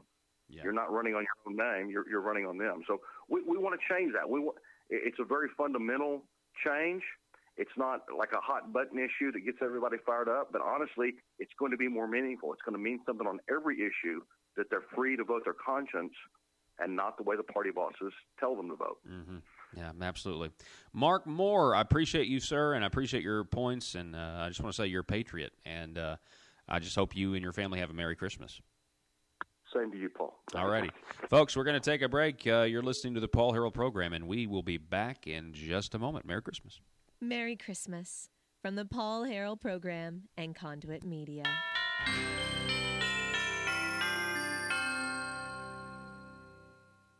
If you're like me, you believe that small business is the heart of Arkansas's economic engine, and it should be viewed that way by the politicians in Little Rock. Conduit for Commerce also believes, like you and I believe, policies that achieve less regulation and lower taxation help small business in Arkansas thrive. Other policies like small, constitutionally consistent government and reducing citizen dependency on government keeps it from growing and expanding its influence on our daily lives. Conduit for Commerce works every day to educate the general public and legislators on these important priorities in the name of Arkansas small business. By the way, contributions to Conduit for Commerce are tax deductible. Log on now to conduitforcommerce.org and click on Contact Us on the right side of the page. That's conduitforcommerce.org. Go there now and learn the facts on protecting small business in Arkansas. Protecting your business means protecting your data. But is your business really prepared to handle the growing threat of things like cybercriminals and ransomware? At iTex, they're committed to deploying the best security solutions to protect your business and your bottom line. Security threats are constantly evolving. So are security needs. Be proactive now and equip your business with the best cybersecurity available with iTex. Call them today for a free consultation at 870-336-9778. That's 870-336-9778 or itexusa.com. This is Mother Government. My people. The promised revenue gathering to fund my motherly goals, such as the Arkansas Works, Obamacare, private option has commenced. I have asked my representatives and senators to execute my will concerning new revenues, from the tires you use to drive on my roads, the candy and sodas you consume and purchase in my stores, and the digital products you download on my internet. Your sacrifices and tributes, which are owed, display a measure of obedience, but there are still collectible sacrifices I require from the people to increase the work and size of our great government of Arkansas. There are two matters left unresolved. 1. I require a general tribute for all purchases made on my internet. Not just digital products, but all products. My dear children, there are those who would thwart my motherly goals of progress. If you see them, please combat their misguided notions of freedom by using phrases like mom and pop, and tax cheat. 2. I still require more revenue sacrifices concerning your consumption of my gasoline. I require your undying loyalty on the subject. Subjects, in conclusion. More revenue is good. Static revenue is bad. This message was brought to you by your stewards, aristocrats serving Arkansas. Thank you, my children, in advance for your required and expected obedience that keeps society safe and prosperous. And always remember, from cradle to grave. PHP Parody.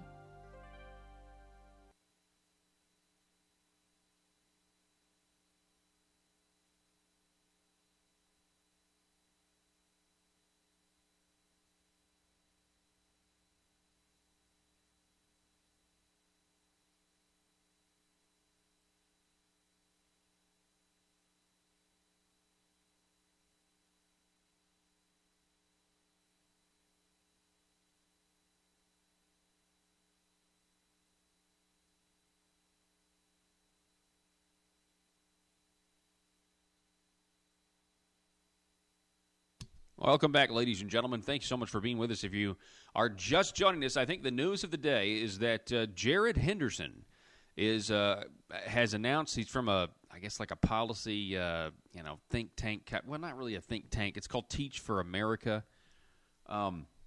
Jared Henderson has announced that he will be running as the Democratic candidate for governor. And I say because I don't think there's going to be another one, because the Republicans in ASA certainly don't want a Democrat primary if ASA has a primary, because that will eliminate the Democrat crossover vote. We all know that. But anyway, interesting thing about Jared Henderson, you know what he said about Asa Hutchinson? He said, quote, I think that the direction we're taking on health care on Arkansas Works I largely agree with, and I am happy to give credit where credit is due on that front. So the Democrat candidate is praising the Republican governor for his stance on Obamacare in Arkansas now. And I commended him. I commended Jared. I commend Jared Henderson. I said this last hour, but I'm going to say it again. I commend you, Jared Henderson, for not allowing petty, partisan, contrived politics to get in your announcement. You are honest when you say that ASA's policy on Obamacare in Arkansas is the same as the Democrat policy. And there's a reason Hillary Clinton came, if you doubt me on this, there's a reason Hillary Clinton came in 2016 to Little Rock and praised the Medicaid expansion private option plan. She said it was good. So there you go. You have Asa agreeing with Hillary, agreeing with Jared Henderson. And those are objective truths and facts. Folks, we got to take a break. We're up against a hard break. Don't go anywhere. Back in just a moment.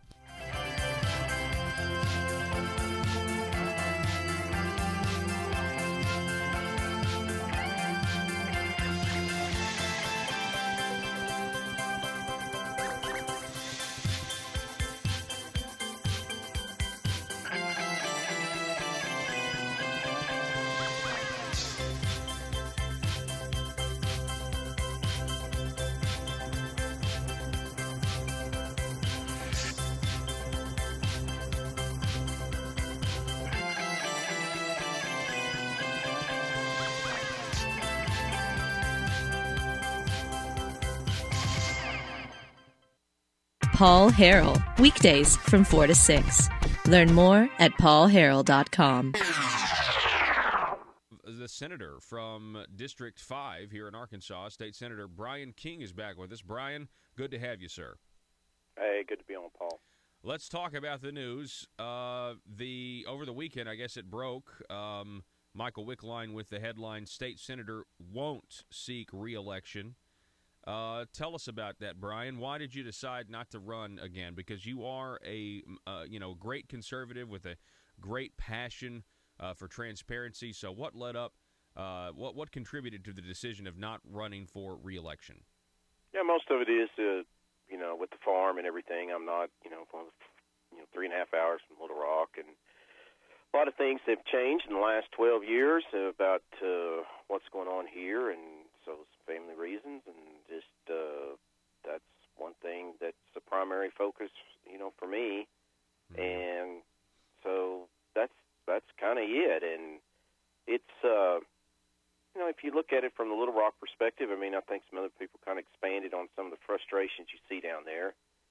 Since Republicans have taken control, if you want to call it that, in so-called Republicans, I mean, crimes, we've talked about this, crime's horrible. It's gotten worse. There's all-time record spending. There's more people on Medicaid.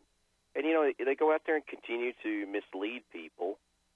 And just, it's just very frustrating in the legislature to sit there and no matter what facts come out, no matter what comes out, they just continue to do the same thing.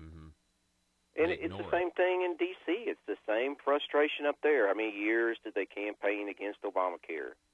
And you know what? When they had the chance, no, it didn't happen. Yeah. But when they need to get elected, they say this stuff. And that just gets into the last thing that just recently happened. Well, and I want to get to that in a minute, but you said 12 years. So I just want to say, first of all, I mean, that's long enough. I wanted you to run for re-election because I know how you see things, but at the same time, I mean, what a sacrifice to go down there the way you have, and serve, and does anybody really want to say, well, you've given 10, 12 years, over a decade of your life, and you need to give more. I mean, I wish we had folks who, were like you that would step up and run, and give a little time. Well, we themselves. have, and we've elected them, and unfortunately, Paul, they go down there and do the opposite. Yeah. I mean, and we've been a part of. When I came in, there were 75 Democrats in the House, 25 Republicans, and so we started working on some things that try to change it and stuff. And what's going to happen is there's going to have to be a change in the leadership down there, and this misleading, deceiving governor has got to go. There's some people that once they get to he's deceived now, they give him a chance, and they're like, well, Brian, I'm like, I know the Hutchinsons. I know how their game they play. They all, once they get into office, and then once they leave office, guess what? They're going and getting a check and being a lobbyist or something. They are they typify what's wrong with our public service. So it's like this public is there to serve them. Yeah. And like I said, once they leave office, they're going to become a lobbyist, or they're going to do something to get a check. If not while they're in office, possibly. Yeah. So, but the problem is, when they come in, it's like, oh, well, give Asa a chance, give everything a chance. Well, you do, and then, we're going to have SB 96 that's going to end Medicaid expansion. Remember that? Yep. Didn't happen. It took Medicaid expansion to steroids. Yep. Gave it new life. And so, and that's like I said, that's frustrating down there. And then you see the things that just like I've been speaking out over the years about some of the things that's going on. What the heck's going on here? Is there something going on? And it comes out Michael Lamoureux's getting a check, Gilbert Baker, Jake Files. Congressman Rick Crawford is with us. Merry Christmas to you, Rick. I appreciate it. Merry Christmas to you. Absolutely. Been a lot going on. This week we have Donald Trump declaring Jerusalem as the capital of Israel, and wanted to know your reaction to that news. Well, the thing about this, I mean, every president since Bill Clinton has proclaimed Jerusalem as the capital, and we're going to move our embassy to the capital in Jerusalem. And yet they don't do it. And so he does it, and everybody freaks out. So I don't know why anybody ought to be surprised by this. Bill Clinton was very adamant about this in 1992, so much so there's some legislation passed to that effect, basically saying, I think it was 1995, the law that was passed that will begin the process of moving the capital to Jerusalem with one little proviso, and that was unless the president deems that it is, for national security reasons, not indicated. So they gave themselves an escape clause. And ever since that was implemented, then they've all used the escape clause. so why? I'm talking about all of them have said this. So, Clinton said it, Bush 43 said it, Obama said it, and yet they all didn't act on it. And so then Trump comes in. He says, "I'm going to move the capital to Jerusalem," as the last three presidents all proclaimed they would. And everybody says, "Oh no, well we can't do that." Well, guess what? We did. He made the statement it's going to happen, and it's sending some shockwaves through the Middle East region. And there's some reasons why. I mean, Jordan is sort of the keeper of Jerusalem. It's sort of viewed as their responsibility. The king in Jordan, it's essentially his responsibility to safeguard Jerusalem. And so, he's not happy about it. He thinks it's going to create a security threat. But the bottom line, Jerusalem is the capital of Israel. Every president since Bill Clinton has said so, and said they were going to act on it, and then didn't want to act on it. Yeah, it's very interesting. I think it's just an obvious fact. He said that in his speech. They're the seat of their government's there, their parliament, the prime minister's residence, their courts. So I mean, it's pretty much a no-brainer. I know some people on the left, they were pretty irritated with the fact that he also talked about the Middle East peace process while he was doing something that the Palestinians are going to disagree with. But I really admired him, basically saying, look, if we're going to have these Middle East peace talks, we're going to, reset the rules, and we're going to admit that Israel is a sovereign nation and they can decide where their capital city is. Can I just say that the Palestinians disagree with everything? It doesn't matter what you say about the peace process, or Jerusalem as the capital, or anything. They're going to find something that they object to, and they're going to voice that concern. And then, of course, it becomes that, well, you're mistreating the Palestinians. And then, to a large degree, the Palestinians have been proxies for the broader Arab world for a long, long time. That's that's not to that degree today, but it's still it's one of those things that I don't really know what it's going to take to make them happy. But there have been some assurances from Netanyahu that policies will continue, that Christians, Muslims, Jews will have unfettered access to the holy sites, and that's not going to change. So I think it's okay for their capital city to be recognized as their capital city. And I think you'll start to see some other nations that will step in and go, yeah, that was the right thing to do, and we're going to do it too. Yeah. Anyway, I just think it was great news, and it was good to see him, good to see him make good on a campaign promise. And, now he could arguably, he could claim he's the most pro-Israel president that there is. Considering you've had other presidents promise that they were going to do this. So it was a big news week on that front. I'd like to move now to tax reform if we can. The Senate doing what I didn't think was going to happen, Congressman Crawford. I did not think that they were going to get the job done. Now the bill goes to conference. Can you tell us about what's next? Well, I'm glad you pointed that out. A lot of people think that, they passed theirs, we passed ours, and now, boom, there it is. The two have to be reconciled through the conference process. And then once that's done, it'll issue a conference report. That conference report goes back to each chamber for a straight up and down vote. No more amendments after the conference convenes and reconciles two bills and then files conference report or report language.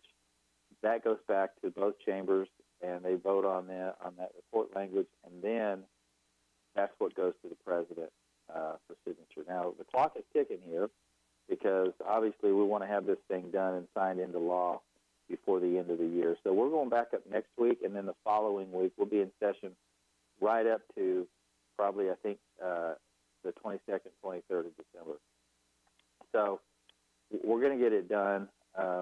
To a large degree, I think the conference process in this case is somewhat ceremonial in that most of the differences had been reconciled from, as the Senate crafted their bill. quite frankly, there are not a whole lot of differences. There are some pretty stark contrasts, but for the most part, broadly speaking, most everything is agreed to. And when you have those elements already agreed to, it's called out of scope. That means you're not going to revisit those issues. So the things that you're going to focus on are the things that are not agreed to, and there's only a handful of them really, and I think that those things will be reconciled relatively quickly, and we can get report language out, and I do believe firmly that we'll get this thing done by the end of the year. So out of the the handful of differences that are left between the two versions, is there any one of those that maybe makes you more nervous than the others that could derail the whole thing? Well, I'm not sure that there's any one thing that could derail it. And quite frankly, I think what we're going to see is some compromises on things like in the itemized deductions category, for example. I think probably you'll see a compromise on mortgage interest deduction. The House is at 500, capped at 500,000. The Senate retains the current language. I think there could be room for some compromise there, but I don't think that's a deal breaker. The medical expense deduction, that will likely that's already survived, or it should. The House repealed it, but the Senate expanded it. I think what you'll see is somewhere we meet in the middle. I just the pass-throughs, I think, has been an issue. You saw Senator Ron Johnson that, he stood up and said, I can't support this as long as the pass-throughs are not being treated, at least, on given some consideration, on the corporate side, where the corporate tax rates were coming down precipitously. I mean, from roughly 35% down to 20 to 22% range. So there's some adjustments there, and I think that will survive the conference, and we'll see a better treatment of pass-through entities. Good. I think we'll probably see some differences in the individual brackets. The House bill has only 4. The Senate creates 7 brackets, and they expire in 2025. Ours are 4 brackets, and they are permanent. Now, the whole point of this tax reform was to simplify the code and reduce the number of brackets. So I'm a little confused about why the Senate would essentially, land on 7 brackets and then not make it permanent. That's a little perplexing. But anyway, those are some things. And the death tax, I've got some issues. I don't think any of these things can't be resolved. I think they're all fluid and can be addressed. I think we're going to see a pretty good package. Yeah. I think where we have probably stubbed our toe, if you want to know the truth of it, is the messaging has been a disaster. And one of the things that that actually is my next question, last question on tax reform is,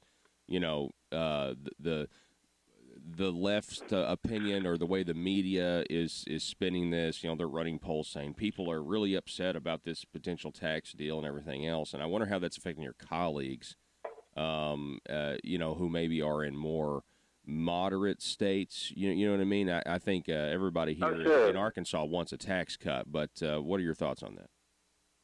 Well, where you're seeing this really bubble up and create a problem is in states like New Jersey, New York, California. I would say states like Massachusetts, but we don't have any Republicans in Massachusetts. So from the Republican perspective there, it doesn't really matter that much, from a policy perspective. But the reality is the state and local taxes, the SALT deduction. So, and there's been some concern about that here in Arkansas, and you and I have talked about this. One of the things that ought to be is pretty much a clarion call to state legislatures across the country that you can't rely on the federal government to offset your high taxes anymore. So if you truly want to deliver tax relief to your citizens of your state, then the state legislators have got to come up with some solutions and be bold about it. And say, we want to reduce taxes. Let's start at the state level and not rely on the federal exclusively for tax relief. And so, look, higher taxes in Arkansas than our touch states. And yet we're essentially, I mean, the governor has come out and said he's supporting the tax plan. And so, you know, that doesn't mean that we can't make some adjustments to our own tax code here in Arkansas. But the reality is there are states across the country that have considerably higher taxes than we do. And essentially the SALT deductions are, you know, a backstop, if you will. I hate to call it a subsidy for those folks, but some people use that term. I say it's more of an offset to help lessen the burden of their taxes that they suffer in those high tax states.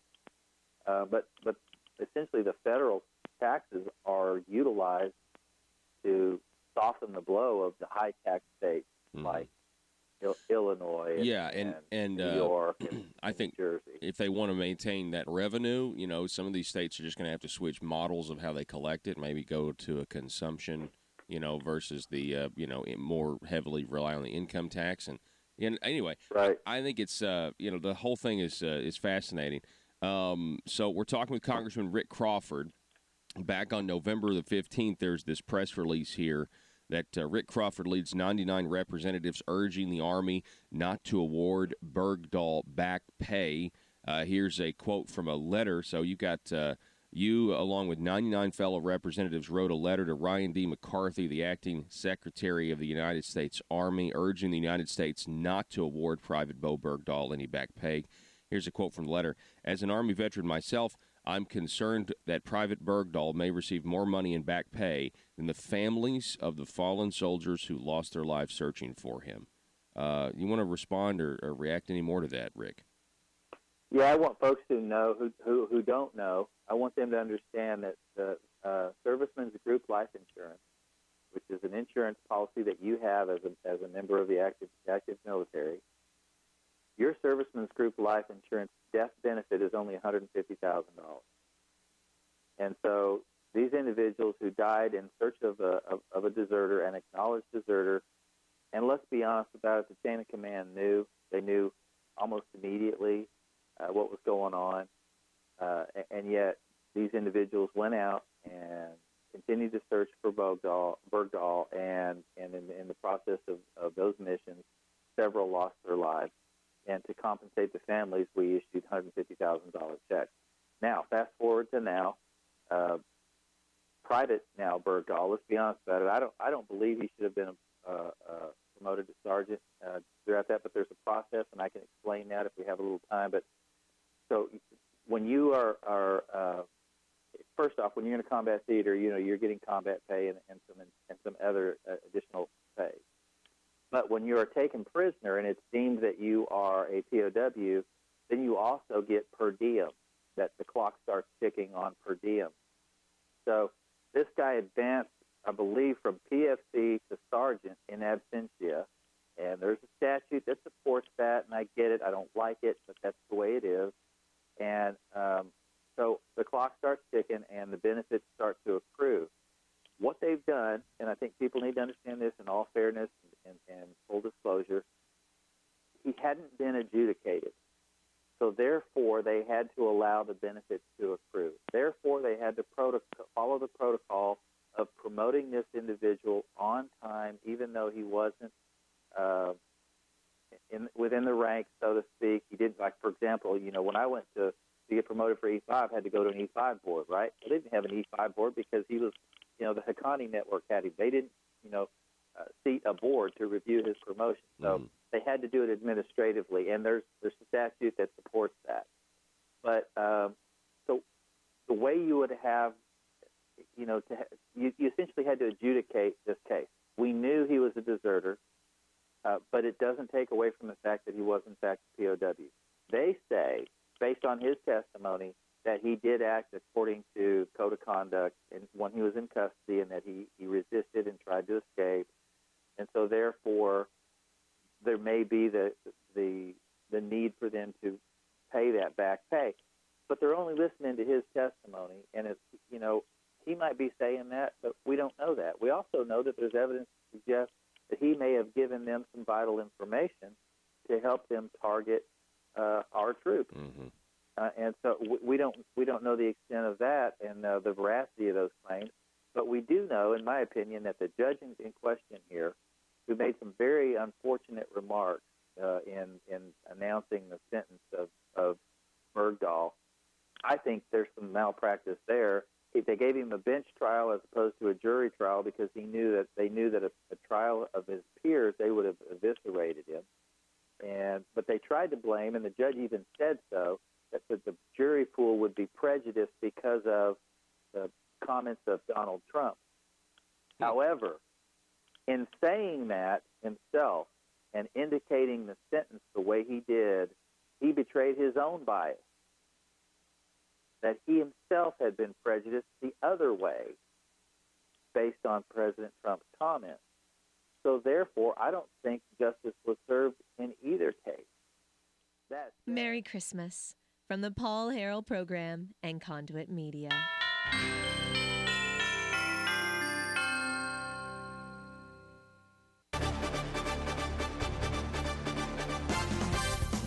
This is ASA News, The Parrot. With breaking news from the Capitol in Little Rock. I'm Bob Maloney. There are reports circling around from politicians who are in the know, and the same phrase keeps being used. That phrase is new revenue generation. Let's go to our reporter on the ground from the Capitol, Haley Hogwash. Haley? Thanks, Bob. Yes, it seems the more politicians I talk to, the more I hear the phrase new revenue generation. We're trying to figure out exactly what that means, but you can rest assured it will be good for the people of Arkansas. Haley, it certainly sounds like something good. I like how the phrase uses the word generation. That makes me think this has got to be doing something positive for our children in the future. Haley? Yes, Bob, some new developments. I've just been speaking to some people who are here and are not politicians, and they tell me the phrase new revenue generation is actually code for a new tax. Oh, my. Well, if this is true, Haley, that would add to a growing list of new taxes that have barely made any headlines at all, so it's best not to discuss them here on ASA News, The Parrot. Yes, Bob, I know it's sure to make government officials angry that their phrasing of the new revenue generation has been changed by the people and called a tax increase. I would expect an announcement from Mother Government soon to set the record straight. What is the new tax? Revenue generation, Haley? Well, this new tax, a new revenue generation would add to a growing list. First, there was a revenue generation on movies, books, and songs that people download using the internet. And next, there was the tax increase. I'm sorry, Bob, the new revenue generation on all purchases made using the internet. And now I'm told this new revenue generation is a tax on the people's patience. I realize the people don't like it, Haley, but specifically, what is the new tax? Revenue generation. No, Bob, I'm telling you, according to the activists here at the Capitol who have gathered and are listening to some radio broadcast, the revenue generation is literally taxing the patience of the people of Arkansas. I'm told the less patience you have with the government, The government better not tax our patience. the more they will tax your patience and the more money you will owe at a later date. I'm also told the collection method on taxing your patients will be decided in a newly formed multicolored ribbon task force. How taxing. PHP Parody.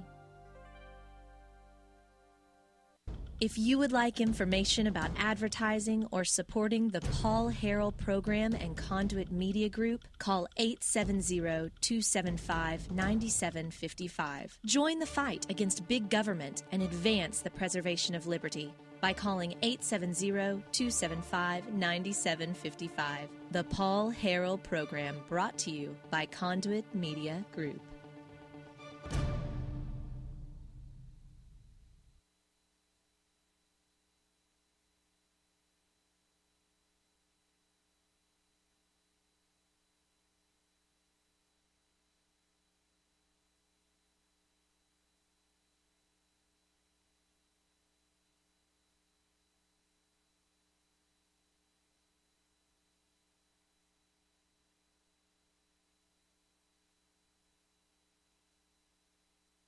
Of the comments of Donald Trump. However, in saying that himself and indicating the sentence the way he did, he betrayed his own bias, that he himself had been prejudiced the other way based on President Trump's comments. So therefore, I don't think justice was served in either case. That said, the fact remains that the commanding general of Forces Command, or what we call FORSCOM, will review this case and make the determination whether or not back pay should be awarded. And there may be the legal case to be made that he's entitled to it. But also, the other thing you want to, this will really chap some people. It does me. There is the potential that they will award him the POW medal. Oh, wow. I hadn't heard that. Yeah, we don't know that. It's been talked about. Wow. And so we're watching this really close. But one thing I want to point out, and this is the bigger issue. It's much, much bigger than Private Bo Bergdahl. Problem we have is that the military and the Army is the absolute worst offender. The accession process for the military is not properly vetted. This guy was separated from the Coast Guard.